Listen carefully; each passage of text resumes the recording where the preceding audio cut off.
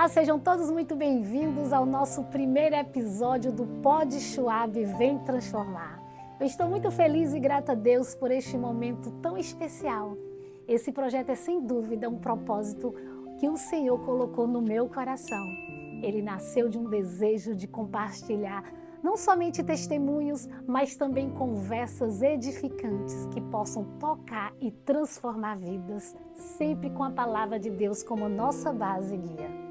É uma honra iniciar o Pod Schwab com uma convidada muito especial, uma amiga muito querida, alguém que, assim como eu, crê no poder de Deus para transformar emoções e trazer cura. Hoje teremos uma conversa inspiradora com Clara Fernanda, a autora do livro Clareando as Emoções.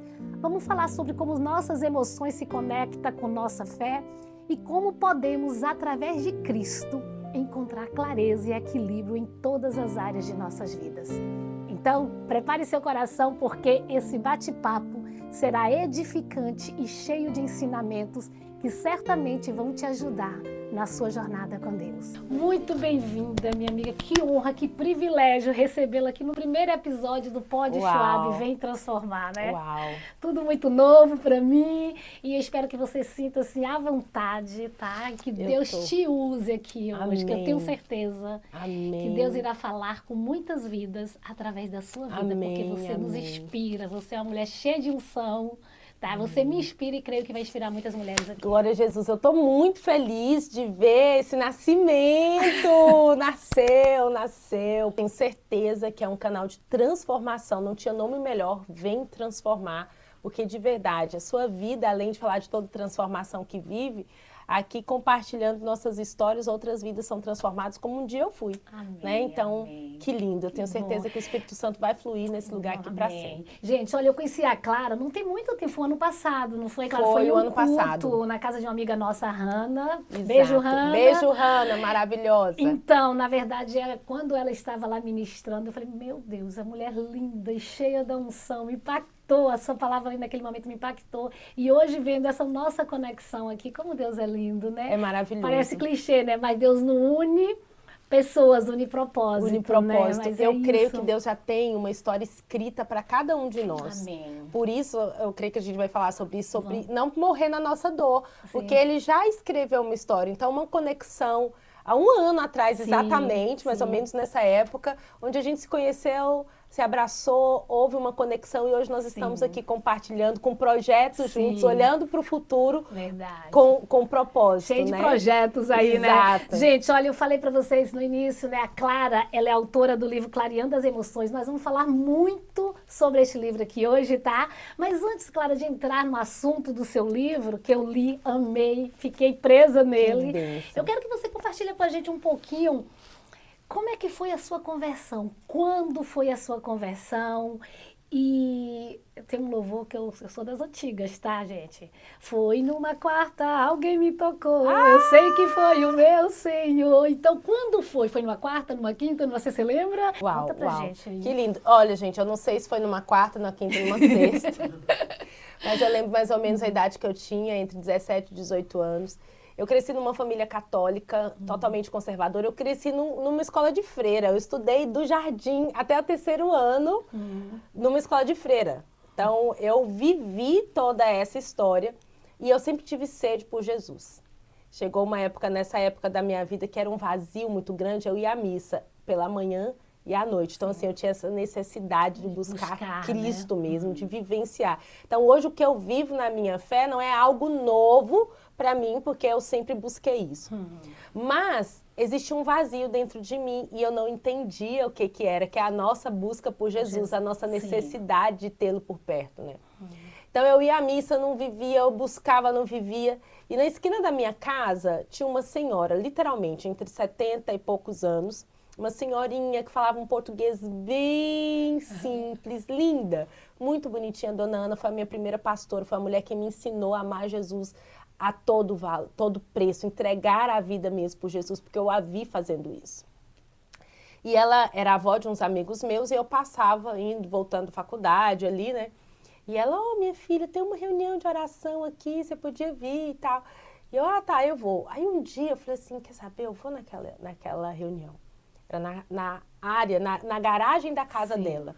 Muito simples, aquele louvor totalmente assim, sem ritmo, aquela coisa. Um Jesus simples. Eu me apaixonei por esse Jesus. Amém, amém. Foi ali que eu falei, existe um lugar onde a nossa alma é preenchida de verdade. Sim. Então, eu não tive medo de queimar as pontes, de mudar e de sair. E o processo de conversão, eu falo assim, que foi aos poucos. Aos poucos eu fui vivenciando aquilo. Ter intimidade, Tendo intimidade, buscando. Não foi assim, ai, acordei, agora sou crente, sou evangélica. Como a gente gosta de falar, sou evangélica. Não foi assim, foi passo a passo. Eu gosto de contar porque muitas pessoas têm medo de vir como estão. E eu fui como eu estava. Simplesmente com meu coração quebrado, uma vontade de conhecer mais de Cristo. Era na minha cidade lá em Formosa, no interior de Goiás, gente. Um beijo aí pra Formosa. Acho que ainda tem essa festa chamada Pecuária, eram 10 dias de festa. E nesses 10 dias de festa eu ia todos os dias, pensa. Tanto é, eu saía da pecuária 5, 6 horas da manhã, já ia às vezes em casa, eu me arrumava e ia virada para a escola dar aula, eu sempre fui professora. E nesse dia, eu ia batizar no domingo. No sábado eu falei assim, ai, não posso vir amanhã, porque é show de Jorge Mateus, não posso vir, eu vou batizar no domingo. Eu até brinco, pelo amor de Deus, Jorge Mateus, não fui no último show que eu iria, porque eu ia batizar. Então, assim, ela teve toda a paciência, sabe? Todo o amor, todo o cuidado de zelo. Por isso eu quero falar com você, que está com essa sede de Jesus hoje, que está com seu coração assim, eu quero conhecer mais, venha como está. É na jornada que a gente é transformada. Amém, é verdade. E aí nessa jornada eu fui me apaixonando cada vez mais, entreguei minha vida para Jesus, falei, eu só quero Ele e nada mais na minha vida. Essa mulher cheia de unção, cheia de intimidade com Amém. Deus. Amém. Amém. Claro, vamos falar agora um pouquinho sobre o seu livro, né? Você fala aqui no livro sobre autoconhecimento, né? Como é importante entender isso, quem somos em Deus. Fala um pouquinho sobre isso pra gente aí. Quando eu entendo a minha identidade, quem eu sou em Deus, todas as coisas são modificadas.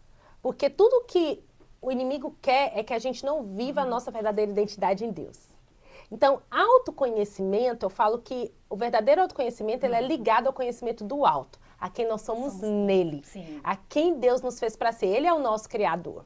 Então, eu recebo muitas mensagens, eu não sei quem eu sou, eu não sei minha identidade, eu não sei minha identidade. Né? Buscando. A nossa identidade é criada lá no Gênesis 1:26. Façamos o homem a nossa imagem e semelhança. Então, nós somos imagem e semelhança de Deus, ou seja, nós temos tudo que Deus tem.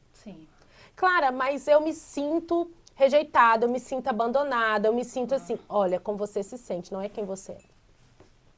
Então, a gente não pode confundir a nossa identidade com os nossos sentimentos, como nós somos. Como descobrir a nossa identidade? Nos relacionando com Cristo. Como descobrir a nossa identidade? Trazendo para a minha mente o que Ele disse que eu sou. Porque a palavra de Deus não está falando assim, Deus não está falando lá, ai, você é abandonada, você é rejeitada. Não interessa o que aconteceu na sua vida, como eu tenho histórias, você tem história, todos nós temos histórias. E fazer disso a minha identidade.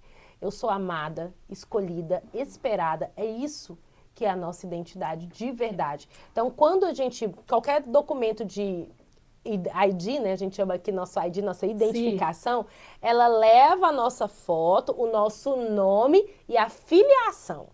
É isso que nós precisamos entender. Se na Terra existe um documento que me mostra o nome e a minha filiação, a quem eu pertenço, né, filho de... No mundo espiritual, para o natural, não é diferente. Eu sou filha de Deus. Então, se eu sou filha, eu tenho uma herança, e essa herança me dá também uma identidade genética, um DNA do céu, uma identidade de autoridade, e assim vai. Então, o que eu preciso mesmo entender é que o que eu sinto, Satanás ele vai jogar sementinhas, como ele faz com Jesus. Quando Jesus está sendo tentado, ele chega para ele e fala assim, se você é o Filho de Deus, ele coloca em questionamento, será que eu sou mesmo Filho de Deus? Transforma essa pedra em pão e come. Pula daqui, eu vou te dar tudo. Então, essas ofertas fazem que, às vezes, se a gente não estiver firmado na palavra em quem nós somos mesmo em Deus, nós colocamos um olhar para aquilo que a gente deseja, para os nossos sentimentos, para as nossas emoções. Aí desvia. Aí a gente vive distante da nossa verdadeira identidade, com medo, com ansiedade, com culpa, com um sentimento de rejeição, de abandono. E então a cura da identidade é através da paternidade, trazendo quem eu sou. Eu sou filha amada de Deus. Amém. Um outro ponto que você menciona no seu livro, Clara, é sobre o ser tricotômico, né? Que são alma, espírito e corpo. Eu queria entender mais sobre isso. Você pode falar um pouco pra gente? Eu amo falar sobre isso, porque quando eu descobri, quando eu entendi, aprendi a alicerçar isso no meu coração, entendi. Nós somos um espírito. Sim. Nós somos seres espirituais. Nós temos uma alma que é a nossa mentalidade, a forma com que a gente pensa, com que a gente sente, com que a gente comporta. E nós habitamos em um corpo. Em um corpo.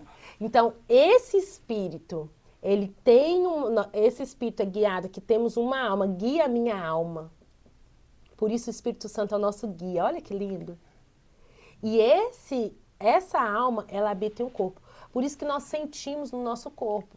As doenças psicossomáticas, já falam, psicossomáticas. Quer dizer que está na psique, no campo da mentalização, no campo do imaginário. Então, são doenças que surgem através da forma com que eu penso. E isso somatiza no meu corpo. Quando você sente raiva, você sente aonde? No corpo. No corpo, claro. Quando você sente medo, você sente aonde? No corpo. Quando você está alegre, você sente aonde? No corpo. Então, o corpo expressa a forma com que eu sinto e esse sentimento ele é ligado ao mundo espiritual. Interessante isso. Então, quando nós entendemos isso e nos responsabilizamos pelas 3 áreas, alimentar o corpo, a alma e o espírito, tecer isso no corpo, na alma e no espírito, aí a gente ocupa o lugar de governo. Porque às vezes a gente vai querer, às vezes, vou malhar, vou só cuidar do corpo, só cuidar da alma. Alguma coisa vai ficar faltando, entendeu? O nosso olhar precisa ser por inteiro. Se fala também assim de comparação, né? Eu acho muito interessante a gente abordar esse tema aqui sobre a comparação, principalmente nos tempos de hoje, redes sociais, né? O quanto isso afeta, né, a nossa identidade. E eu gostaria que você abordasse um pouco sobre esse tema aqui de comparação com a gente. Maravilha. A palavra comparação, ela tem 2 radicais, 2 partes, né? Eu sou historiadora, então eu amo ler, saber da etimologia da palavra, o que aquela palavra significa. Então já está falando assim, ó, com, que é algo, para ação, ou seja, paralisação. Para quê? Então você está pegando algo e equiparando e colocando igual a outro. Individualidade, individualmente, não tem como eu me comparar a você, porque nós somos seres diferentes. Total, né? Sim. A minha história é diferente da sua. Mas nós somos seres sociáveis. Nós somos seres que caminhamos e andamos e nascemos para viver na sociedade junto com outras pessoas. O que importa é que eu realmente tenha a compreensão de quem eu sou, daquilo que eu carrego, e não ter, e eu saber que eu não posso viver a sua história. Hoje, você falando das redes sociais, então, o mundo instagramável, ele me faz olhar a história do outro e querer que eu viva. Só, Nádia, que você já passou um tanto de história. E às vezes você fica presa no que Deus tem para sua vida porque você fica comparando a vida da outra pessoa. Exato. Outro, você já viveu muito. Uma história que, eu queria tanto vestir essa roupa, por exemplo. Eu queria tanto, né, você com a sua loja, quantas coisas você já passou para estar nesse lugar? Aí quem está começando hoje quer comparar com a história que você já tem 20 anos de caminhada. Esse dia eu estava na igreja, agora só um parênteses aqui, eu estava ouvindo uma pregação de uma pessoa e ela falou que ela tinha um chamado do Senhor há muito tempo e ela retardou isso para estar falando do amor de Deus às pessoas. Por quê? Porque ela olhava para aquelas pregadoras antigas aqui. Eu não vou conseguir pregar igual ela prega, a unção dela ali, sabe? Gesticular da forma que ela gesticula. Sabe? Você queria comparar e acaba você, sabe? Deus te quer do jeito que você é, do seu jeitinho específico, né? Se eu alicerce a minha identidade em mim, vai ser, meu cabelo não vai ser igual ao seu, exatamente. Entendeu? Inclusive também sobre filhos. Eu tenho 2 filhos, né? E a gente tem que ter muito cuidado, quando você tem 2 filhos, em termos da comparação. E muitos erros acontecem com uma mãe que compara um filho. Eles não gostam de ser comparados, isso não é saudável. Você que trabalha com as emoções, você sabe que não deve. Principalmente nessa parte da educação. E eu cresci vendo minha mãe fazendo isso, sem me comparar com meu irmão, e essa semana eu a vi falando com meu irmão dessa forma. Eu tenho 2 sobrinhos, e ela falava desse jeito. Olha, meu filho, você não educa um filho falando do outro. Não. A individualidade precisa ser colocada. Por quê? Porque ele vai crescer olhando sempre para fora e não vai valorizar aquilo que ele tem. Então, muitas vezes começa dentro de casa. Sim. A gente percebe ali a história de Jacó, né? Jacó sim. com José. Então, os outros irmãos tinham ciúmes Sim. pelo tratamento que era diferenciado para José do que para os outros. E a Bíblia mostra várias outras histórias dessa forma de pais que trataram filhos diferentes, como Jacó e Esaú, com Rebeca, né? Então, nós vamos ver várias vezes como que a comparação, ela traz isso, paralisação, que eu quero colocar isso, a comparação nos para. Quando eu me comparo com o outro, eu deixo de alicerçar dentro de mim, de crescer aqui em mim, de usar, de ser quem eu sou, porque eu quero ser igual ao outro. Então, histórias são individuais. Tem algo que tem gritado muito no meu coração, que é quando Paulo fala para Timóteo, em outro contexto, mas ele fala assim, eles podem, Timóteo, você não. Então, existem coisas que eu não vou poder. Vai estar tudo bem para o outro fazer, mas para mim não vai estar. Por causa da história que eu decidi viver. Sim. Por causa do relacionamento, do nível que eu quero viver com Deus, da história que eu quero ter com o Senhor, daquilo que eu quero fazer. Tá tudo certo para o outro fazer. Então, se eu ficar me comparando, Deus, mas fulano tá fazendo. Você tá perdendo tempo. Sim. Eles podem, você não. Verdade. Clara, nós vamos entrar em um assunto delicado, mas eu me sinto à vontade de falar isso com você aqui, até mesmo porque você expôs no seu livro, sobre o relacionamento abusivo. Você menciona que você sofreu um relacionamento abusivo, eu acho isso interessante a gente estar falando, até mesmo para ajudar mulheres que passaram por isso e mulheres que ainda passam, e muitas vezes não falam, não expressam, e eu queria que você contasse como foi, se você puder, claro, e também como te ajudou a superar isso, te ressignificar, sabe, tudo que você passou. E hoje eu tenho como missão falar sobre isso. Eu faço questão de dizer, não me dói mais. Eu creio que aquilo que a gente supera, a gente tem autoridade. Você tem autoridade naquilo que você supera. Sim. E hoje é uma área em que eu posso falar com autoridade como que eu venci. Então você pergunta como foi. Por que a gente vivencia um relacionamento abusivo? Porque nós não entendemos o valor que a gente tem. Quando eu sei quem eu sou, o valor que eu carrego, eu não me permito vivenciar isso. Porque um agressor, ele não acorda hoje e fala assim, hoje eu vou te bater, hoje eu vou falar palavras, abuso psicológico. Ele não acorda assim. Já é da característica, já tem o que a gente chama de red flags. Sim. Mas nós vamos aceitando isso. Por que você aceita? Não é assim mesmo. É desse jeito.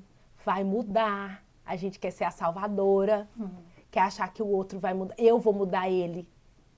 Ninguém muda ninguém. A pessoa muda porque ela quer a mudança. Ninguém muda ninguém. Então, a gente vai permanecendo nesse relacionamento por causa de crenças e estigmas que nós temos na nossa mente de que é assim mesmo. Sim. Então, como eu contei desse processo meu de conversão, tem a ver com isso, eu estava inserida na igreja e eu falei para Deus assim, agora eu quero um relacionamento santo, eu quero viver algo aqui dentro da igreja, eu quero um homem de Deus. É o que as mulheres solteiras dentro da igreja buscam. Exato, né? Só que e esse homem de Deus, gente, eu tinha passado pelo processo de conversão, mas as minhas emoções ainda estavam feridas. Sim. As minhas emoções ainda estavam no lugar de abandono, de crescer num lar disfuncional, sem a presença do pai, somente com a minha mãe, com uma presença de uma mulher muito firme. Então, assim, eu não tinha referência de um perfil masculino. Né? Sim. Isso foi muito ausente para mim. Então, o meu processo de escolha era pautado de qualquer forma. E a nossa cultura brasileira é uma cultura muito voltada para a sexualidade. Então, se não tivesse o sexo, estava tudo certo na minha mente, né? Então, o que acontece? Dentro da igreja, eu vivenciei esse cenário e essa pessoa, e eu gosto sempre de falar nos podcasts, no livro, eu repito isso, falo assim, eu estou contando a minha história. Você teve um abuso emocional e físico? E físico. Sim. Então, essa é a minha história, não estou falando dele, não sei onde está, o que está fazendo, estou contando a minha história. Então, essa pessoa chegou todo, né? Ele se intitulava missionário. Então, tinha oração em língua, tinha revelação da palavra, ele pregava. E isso encantou os meus olhos. Por quê? Porque ali o dom falou mais alto do que o caráter. Por isso eu falo, hoje a busca, a gente tem que olhar para as pessoas pelo caráter. Sim. Porque dom, gente, dom não mede. Não mede mesmo. Dom não mede caráter de ninguém. E nós muitas vezes nos firmamos nisso. Ah, mas é uma pessoa de Deus porque fala em línguas. Ah, mas é uma pessoa de Deus porque ele prega. Ah, mas isso é corrompido, né? Agora, o caráter, ele vai evidenciar de verdade quem a pessoa é. O que ela fala, ela cumpre. O que ela, né, o posicionamento como um homem provedor. Ele não trabalhava, por exemplo. E eu aceitei. Entendeu? Por que eu aceitei isso? Porque não tem a ver com ele, eu repito, tem a ver comigo. Sim. A necessidade de ter uma pessoa. Porque assim, como eu vivi um cenário de dor, eu falei assim, eu não vou viver isso, eu vou ter minha família. Eu, a qualquer custo, eu queria vivenciar um matrimônio. Foi um relacionamento muito rápido, porque eu conheci muito rápido. E às vezes na igreja tem isso, que conhecer eu tenho que casar, tem que casar logo. Eu acho que a gente precisa se conhecer. Sim. Eu gosto muito do que a Sara fala assim, você precisa passar não sei quantos anos, não falo de tempo determinado, mas você precisa conhecer a pessoa, até estar certa do caráter daquela pessoa para você. E aí só terminando, quando você fala do tempo, então nós namoramos muito pouco e o casamento durou 9 meses, eu falo que foi uma gestação, foi pouco tempo. Mas a agressão psicológica foi em todo o tempo, a agressão física foi no final do casamento. Quando ele me agrediu fisicamente, que ele me deu de verdade uma porrada, e aí eu falei assim, eu não posso. Eu falo que quem me bateu, eu às vezes até falo assim, quem me deu essa porrada foi Deus. Porque se não fosse, eu estaria permanecendo. Se fosse agressão psicológica, porque ninguém ao meu redor sabia, eu conseguia segurar assim, fingir que estava tudo bem. A minha mãe não sabia, meus amigos não sabiam, ninguém sabia do que eu passava, da agressão psicológica, do dinheiro que ele extorquia. Então, a gente fica preso. O que acontece? Essas pessoas, então, eu não vou diagnosticá-lo, né? Mas tem borderline, tem narcisistas. Então, são pessoas que acontece o seguinte, eu estudei depois, eu imergi nesse mundo para entender sobre esse comportamento. Essas pessoas, eles têm esse comportamento agressivo, essa coisa assim, e aí depois é o que a gente chama assim de honeymoon, vem aquele momento, me perdoa. Depois repete novamente. Não vou fazer de novo, não vai ser assim. Aí fica um tempo bom, de repente começa de novo. Aí como ele não assume as coisas, ele joga pra você. Mas eu fiz isso porque você fez isso. Você acaba sendo escrava desse relacionamento. Exato, torna uma dependência. Eu te bati porque você falou sim. Eu falei desse jeito com você porque você, por exemplo, não colocou esse copo onde tinha que estar. Por isso que eu fiz isso. Então, ele nunca assume a responsabilidade e o agredido, a pessoa agredida, ela acaba achando de verdade que ela é responsável pelo comportamento do outro. E às vezes a pessoa não consegue nem identificar que ele está em um relacionamento abusivo, né? Não consegue. Então, o que eu falo é isso. Se você percebe que o outro é agressivo, joga as coisas quando tá com raiva, grita, fala alto, dá murro na parede, são coisas que a gente já tem que falar assim, que comportamento é esse? Entendeu?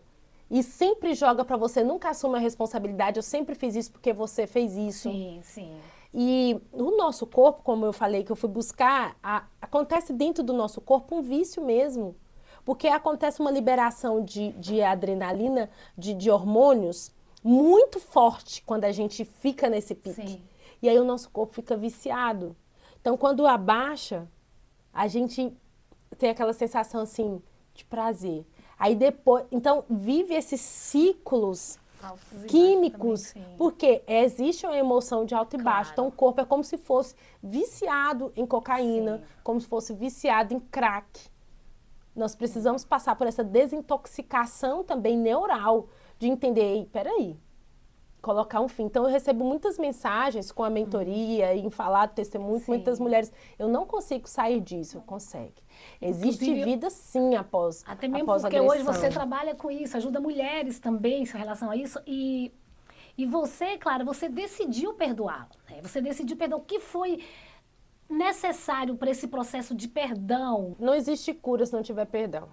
Sim. Porque o perdão, ele tá lá, a dor sem o perdão é uma ferida aberta, sangrando. Sim. Não existe cura se não tiver perdão. E o perdão é uma decisão. O perdão é né? uma decisão. Não Eu quero adianta. ser curada. Eu vou no médico, eu ver assim, o que você tem? Eu tô com isso. Ou seja, você vai tomar o remédio? Ele vai me passar, ele não tá lá todo dia falando, toma um remédio. Eu decido tomar esse remédio. Então, eu decidi ser curada. O que eu busquei? Falar com você, minha amiga. Eu busquei auxílio psicológico, busquei Sim. terapia. Eu busquei entender. E aí, nesse processo de compreensão, isso foi o Espírito Santo que eu mergulhei na palavra de Deus, eu mergulhei em cura. Eu falei, eu quero viver esse processo de cura. Eu contei isso no outro episódio, eu vou contar aqui. Foi ouvindo uma música da Ana Paula Valadão, Me Ama, quando fala assim, não tenho tempo para perder com ressentimento. Eu falei assim, uau, eu estou perdendo tempo com isso. O ressentimento, que é sentir de novo. Agora, presta atenção como que o meu corpo, o seu corpo funciona com ressentimento. A palavra olha de novo, Sim. que significa faz de novo, repetição, de novo, sentimento. Cada vez que vem à minha memória essa questão da dor, da agressão, do que ele fez, que ele não presta, o meu cérebro identifica como se eu estivesse vivendo de novo. Então, ali, aquela dor, aquela conexão neural de dor, aqueles hormônios que são liberados no momento da dor, eu sinto novamente, porque o cérebro não identifica o que é real, o que é imaginário. Falei, quanto tempo eu vou ficar ressentindo, sendo uma pessoa amargurada, porque a palavra amargurada quer dizer amargura, fel. Quanto tempo eu vou ficar com esse comportamento comigo? Sim. Aí você não quer, a vida fica sem sentido.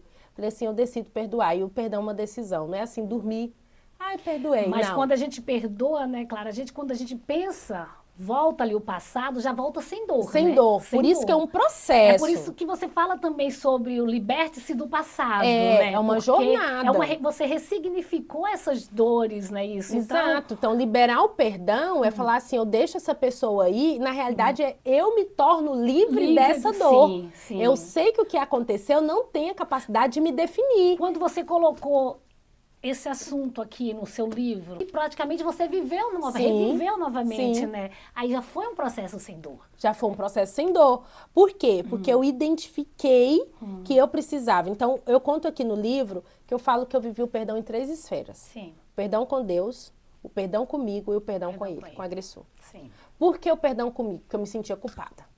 Por que eu permiti viver isso? Por que eu me fiz? Quando eu entendi que a escolha foi minha, porque Deus me alertou, falei, por que eu me permiti viver isso? Primeiro foi com Deus, né?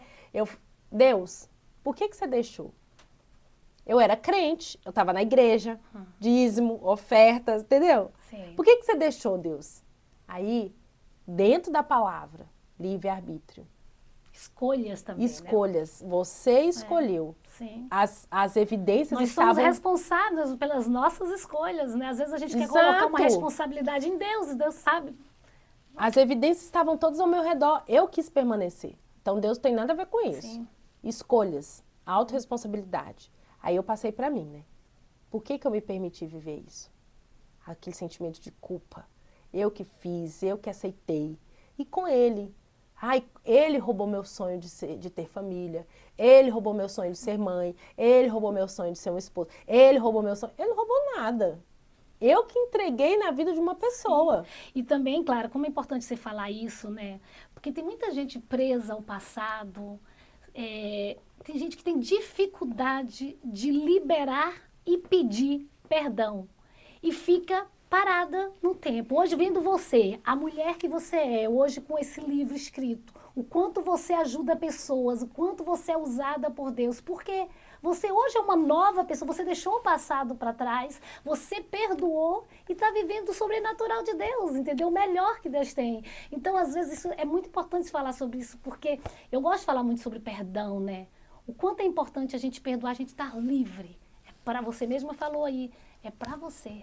É para você sentir bem, é o seu bem-estar, é você liberar perdão. Logicamente, você não vai esquecer? Não tem como esquecer, você viveu isso. Mas lembra sem dor. Sim. Liberte-se, né? Liberte-se do passado. Sim. Um passado bem resolvido é um futuro decidido. Decidido. Gostei. Um passado bem resolvido é um futuro decidido, tá, gente? Então, assim, existem portas que eu vou precisar fechar, ciclos. Eu me lembro que uma amiga minha ficava assim. Ah, ele tá fazendo não sei o quê. Ah, ele tá não sei o quê. Ah, ele tá fazendo não sei o quê. Me dando notícia. E eu fui muito sincera com ela, falei assim, se você quiser que a nossa amizade continue, eu não quero saber nada da vida dele. Então, o primeiro ponto que eu fiz foi, de verdade, cortar a relação com tudo que me fazia ligar ele. Eu sei que algumas têm filhos, não tem como cortar a relação. Sim. Mas tem como você permanecer como ele, sendo o pai dos seus filhos, Sim. não o seu marido. Sim. Então, o primeiro ponto, tudo que ligava a ele, eu cortei na hora. Eu me lembro que a minha psicóloga falou assim, ou você muda seu número, fecha tudo isso, ou eu vou ter que vou te passar para um psiquiatra, para você tomar antiansiolítico. Eu falei assim, não quero tomar remédio. Então, chegou nesse ponto onde eu entendi que a minha atitude tinha que ser. Porque muitas pessoas querem ficar ali stalkeando o outro. O que tá fazendo? O que não sei o quê? O que tá nananã? Não vive a vida pra frente porque você tá presa lá. Sim, Aqui, ó, sim. já tá com outra. É. Aqui, ó, tá fazendo não sei o quê. É, Meu exatamente. amor, acorda, a vida é sua. Você é a única pessoa responsável pela sua vida. Então, vá viver sua vida e tomar conta dela para tomar conta da vida dos outros. Sim. Então, quando eu falo libertar do passado, é trazer de verdade para nós o que ficou lá, ficou. E eu tomo para mim Coisas agora... velhas se passaram, eis que tudo se faz novo. E eu quero né? viver algo novo. Eu tô aqui hoje no ano de 2024 nos Estados Unidos, porque naquela época eu decidi, falei assim, eu não vivo mais o meu passado. O meu passado não tem o poder de me definir. É outra coisa, guarda no seu coração, o seu passado não te define. Não, a história que você viveu não tem a capacidade de definir quem você é. Sim. Você tem poder e autoridade dada pelo Espírito Santo de Deus, através do nome de Jesus, de reconstruir a sua história. Sim. Nada do que aconteceu na sua vida. Eu passei por um abuso psicológico, abuso físico. Você pode ter passado por traição, você pode ter passado por abuso sexual, você pode ter passado por rejeição, por abandono. Não interessa a dor que você passou no seu passado. Existe uma nova história com Deus. Ele é capaz de reconstruir. Por isso que eu amo hoje, no português, que se chama presente. Todos os dias nós temos 24 horas como presente. O que eu vou fazer com o que eu tenho hoje? Faça de hoje o melhor dia da sua vida. Ah, mas o fulano falou que eu sou bonita, outro falou que eu sou feia, outro falou que eu não sei o quê. Liberte-se do passado.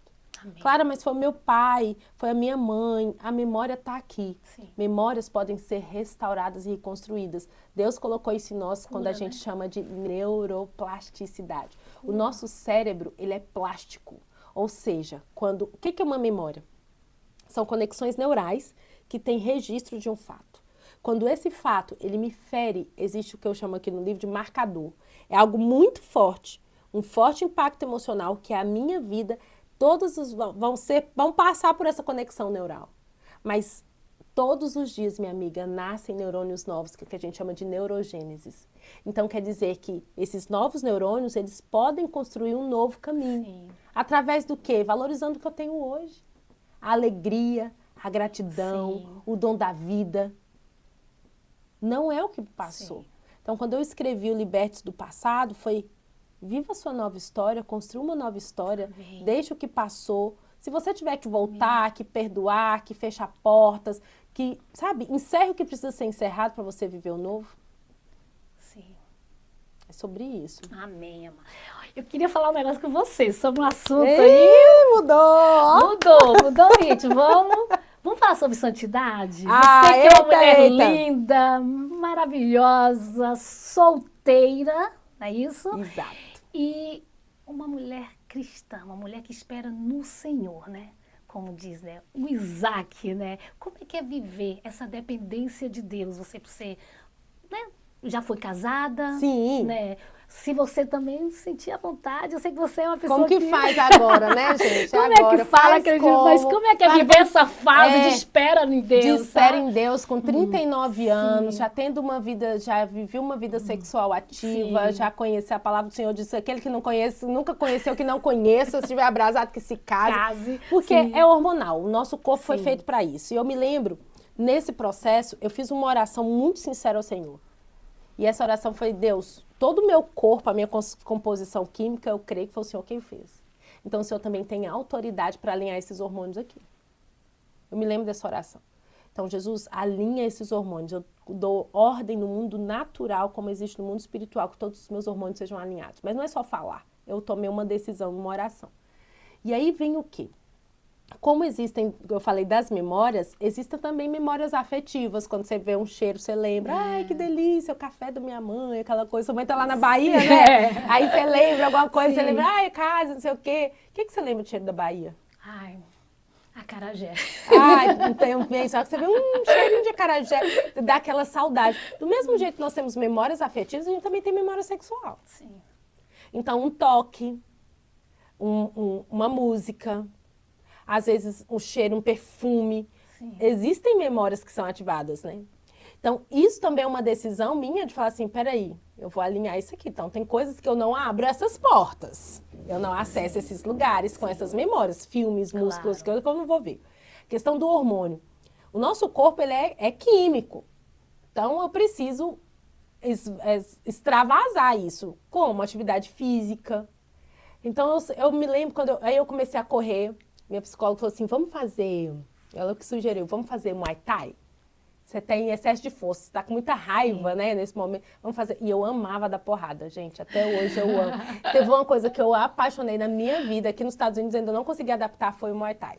Amo, e foi muito bom para mim, muito bom. Então, liberava essa adrenalina tudo. Então, eu creio que atividade física, entender os lugares que você vai, as mesas que você senta, porque também a gente não vai dando oportunidade, né? Uhum. Então, a palavra do Senhor, assim, foge da tentação, como José. Tem hora que você tem que sair correndo literalmente. E entender também, o mundo espiritual, ele é cheio de frequências. Então, tem portas emocionais que ativam também alguns lados sexuais. A gente precisa entender isso.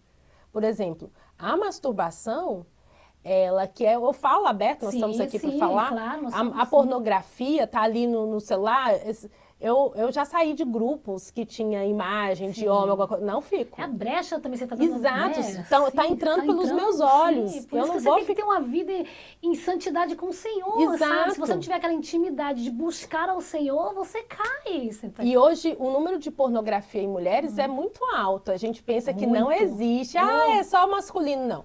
A pornografia, eu faço atendimento de muitas mulheres lindas, incríveis, que vivenciam esse cenário. E a gente está vivendo um processo tão lindo assim de libertação de pornografia, de masturbação, porque compreende como que é o posicionamento e isso acaba nos aprisionando. Sim, é um vício, né? Exato, acaba nos aprisionando. Então, assim, eu me posiciono e não faço. Eu não tive a prática em si da masturbação, graças a Deus, porque eu entendi a necessidade do meu corpo. Eu falei assim, Senhor, o Senhor já me mostra aqui. Mas ele me fez ver como outras pessoas estão presas nesse lugar. Esses dias eu fui no Walmart, vou falar aqui para vocês, gente. Vocês estão no Brasil, não sei onde é que vocês têm, é um supermercado aqui enorme. E aí, eu tô passando na prateleira, menina, e eu vi um vibrador. Falei assim, gente do céu, o trem tá vendendo até no supermercado. Ou seja, é tão grande o número de pessoas que buscam isso que virou livre. Antes era escondido, hoje não. Então, assim, a posição de entender que o seu corpo é templo do Espírito Santo. E que quando existe o ato da masturbação, é uma liberação, porque ali é para fazer com o marido. Sim. Foi Deus quem fez. É uma troca de espíritos. Então, quando acontece uma masturbação, existe uma liberação de sêmen, mesmo na mulher, não sei se vai ser esse nome, se eu estiver falando errado, aí vocês vão entender. Essa liberação, gente, é sangue, é nosso sangue. Sim. Então, tá tendo derramamento de sangue. Se tem derramamento de sangue, tem aliança. E aí, com quem que eu fiz esse pacto? Que forte. Não foi com a pessoa que eu amo, que foi o marido que Deus escolheu para mim. Sim. Então, esse sangue vai ser colhido de alguma forma. Então, nós precisamos entender como que é um lugar onde Satanás drena a nossa energia, drena a nossa vida. Por isso, o sexo, a sexualidade é vida. Como que a gente sai de um ato sexual? Renovado, revigorado. Sim. É um vigor. E agora, se não tem outra... mas meu prazer, meu isso... Olha, meu amor, a palavra de Deus é clara. Existe uma forma de viver. Claro, e como se mantém em santidade na espera? Crendo no poder do Senhor, crendo que Ele vai fazer. Eu tenho certeza que Ele vai fazer. Tenho certeza do meu futuro. Eu tenho certeza que Ele está trabalhando. Olhando para o meu futuro com esperança. Não olhando para o hoje, eu sou sozinha. Deixa eu contar só outra história, como o Espírito Santo vai ministrando. Geralmente, quando a gente está nesse tempo de espera, a gente fica com essa questão da solidão. Eu sou sozinha, eu tenho que fazer tudo sozinha, né? da carência. É aqui que pega. Um dia, eu fazendo todas as minhas coisas, né, meus afazeres, e eu falei assim, eu tenho que fazer tudo sozinha. O Espírito Santo, então, eu não existo na sua vida. Por isso, todos os dias eu peço, Senhor, me dá consciência da sua presença, de que eu não estou só. Ô, Clara, e é importante falar também, né? Às vezes as pessoas, principalmente o homem, né? Às vezes são criticados por estar esperando. Porque eu conheço pessoas, inclusive na minha família, já casou com a sua esposa, ele esperou no Senhor. E já 25, 26 anos, né? Para um homem esperar 25, 26 anos, um homem que busca o Senhor, então muitas vezes é criticado pelo outro, né? Então, se você não tiver um posicionamento, se você não tiver realmente uma intimidade com Deus, você... Naturalmente, a sociedade nos cobra Nos isso. cobra isso, exatamente. Né? Então, assim, se você tá namorando, quando você vai casar? Você casou quando você vai ter filho. Quando você vai ter filho, você vai ter o próximo. Então, você não tá enquadrada. Sim. Quantas pessoas eu falei assim, eu casei com 30 e poucos anos, casei velha. Assim, gente, a gente precisa entender que nós estamos num outro ritmo, nós estamos em outra vida hoje, a nossa sociedade é diferente. Total. Não era mais que casava com 15, 16, Sim. e com 20 anos você já estava velha para casar. Nós estamos num outro contexto cultural. Nós precisamos ter isso alicerçado na nossa mente. E a sociedade nos cobra. Tem um livro do Miles Monroe, Solteiros, Casados, Separados e Vida após Divórcio. E esse livro ele me abriu muito nesse processo de reconstrução. Eu estou até fazendo uma releitura e me abriu muito o olhar de ver assim como que a sociedade nos cobra e muitas vezes para você se encaixar naquele padrão, você cede. Sim. Então, aí entra a questão da nossa identidade, do nosso posicionamento em Deus, daquilo que eu decidi viver com o Senhor. Amém. Eu tenho uma aliança com Ele, eu tenho um olhar para Ele, eu me fixo e permaneço nisso. Você falando isso, me veio muito Sara. Você mencionou Sara aqui, Sara Shiva, né? É uma grande amiga, somos amigos há muito tempo. Olha, desde a época que eu morava no Brasil. E eu acompanho Sara, inclusive recentemente ela esteve aqui. Sim. É admirável, sabe? Você conversar com ela e ela pregando sobre santidade, o que ela vive, sabe? É muito importante a gente mencionar sobre isso, porque tem muita gente que vive essa santidade e tem vergonha de falar. Porque, às vezes, a gente não percebe que é só a nossa necessidade de estar inserido no cenário. Entendeu? Sim. E não importa a sua idade, não importa a idade, porque é o que você falou agora. Tem gente que fala assim, eu tô com 30 e tantos anos, 40 anos, e casei, vou casar velha. Não. É uma questão de mentalidade mesmo, de quanto que você vê, o que você investe nisso, o que você quer vivenciar. E não negociar os nossos princípios com o Senhor, né? Sim, não. Porque eu quero viver isso aqui, é esse lugar que eu quero viver. E aí, eu creio que tudo né, é mentalidade, a forma como que você pensa. Pensando que o Deus tem o melhor, né? Eu tenho essa certeza. Dele sem dúvida, né? Mas, Clara, para finalizar esse bate-papo, se pudesse, ficava aqui o dia todo com você, que é tão gostoso, é tão bom, flui, né? Eu queria que você deixasse uma reflexão para essas mulheres que passaram por abuso, tanto emocional quanto físico, e passam também, e também para essas pessoas que têm dificuldade de perdoar, que ficam presas ao passado, e às vezes deixam de viver o que Deus tem. Por quê? Porque fica nesse passado aí, né? E eu queria que você deixasse uma reflexão aqui para todas essas mulheres, e para todas as pessoas, na verdade, né? A questão das mulheres que passam, mulheres e homens, porque hoje também nós temos muito cenário dentro do narcisismo, não é só homem não, né? Mulheres também muito abusivas. Sim. E a gente fala até de amizades com relacionamentos tóxicos. O segredo, para mim, Clara Fernanda, o cerne vai ser sempre entender quem eu sou. Quando eu entendo quem eu sou, o valor que eu tenho, o que a outra pessoa faz e fala, não tem a capacidade de me atingir. Então, dentro de um relacionamento abusivo, muitas mulheres hoje, eu atendo mulheres que estão casadas com narcisistas. E elas não têm. Falam assim, eu vou divorciar. É possível viver casado com narcisista? Sim. Mas você precisa estar muito alicerçado na sua identidade. Porque você começa a pôr boundaries, né? Você começa a pôr limites no comportamento do outro. Olha, isso aqui eu não vou aceitar mais. Assim a gente não pode.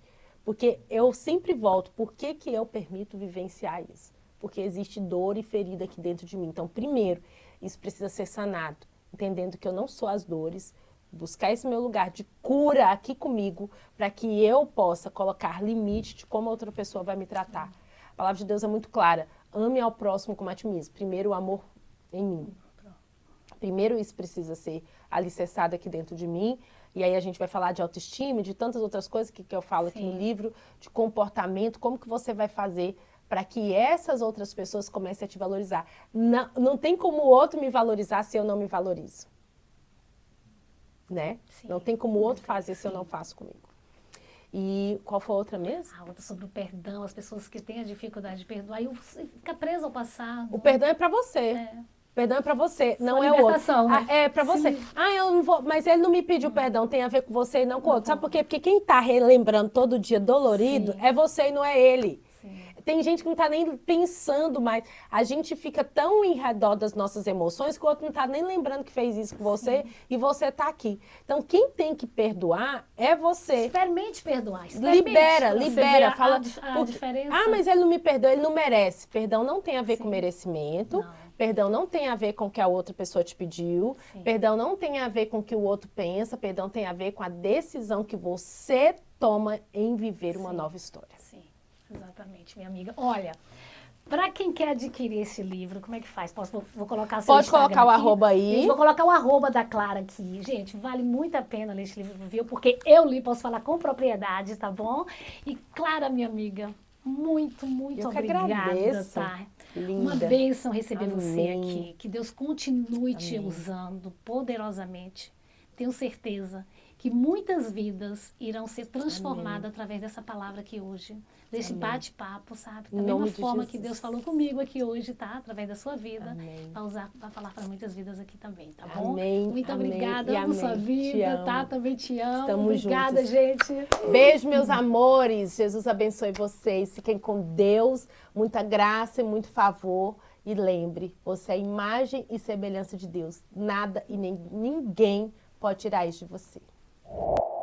Chegamos ao fim do nosso primeiro episódio. Quero agradecer profundamente a todos que estiveram conosco nesse bate-papo tão especial. Foi uma bênção poder compartilhar essa conversa com a Clara e espero que as palavras dela tenham tocado o coração de cada um de vocês, assim como tocaram o meu. Lembre-se que esse é apenas o início de muitas reflexões e diálogos edificantes que teremos por aqui. Se você foi abençoado por essa mensagem, compartilhe com seus amigos, familiares e com quem mais precisa ouvir uma palavra de encorajamento e fé. Eu espero vocês no próximo episódio com mais histórias e experiências que vão fortalecer sua caminhada. E que Deus te abençoe. Até a próxima!